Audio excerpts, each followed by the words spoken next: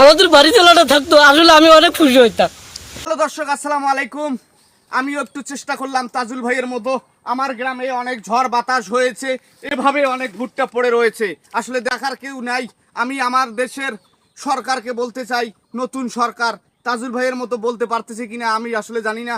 আসলে তাজুল ভাই এভাবেই কথাবার্তা বলেছিল অনলাইন দুনিয়ায়। আসলে তাকে নিয়ে অনেক মানুষ আজে বাজে টিটকারি মন্তব্য করেছে, আসলে তার মনে অনেক কষ্ট দিয়েছে।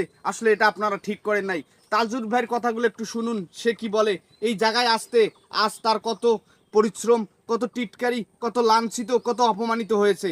আপনারা তো আসলে এখন সবাই তাজুল ভাইকে নিয়ে ভিডিও বানাচ্ছেন। আসলে যখন তাজুল ভাইয়ের পাশে কেউ ছিল না, তখন আপনারা কোথায় ছিলেন? যখন কেউ ভাইরাল হয়ে যায়, তখন আপনারা তাকে মাথায় তুলে এভাবে নাচতে থাকেন। এটা আপনাদের কিসের জন্য সেটা আমি জানি না, কিন্তু তাজুল ভাইয়ের মতো কাউকে আর অপমান করিয়েন না। সবার পাশে থাকবেন আর তাজুল ভাইয়ের কথাগুলো শুনুন। তাজুল ভাই কি বলে। আমাদের বাড়ি চালাটা থাকতো, আসলে আমি অনেক খুশি হইতাম। আমি এখন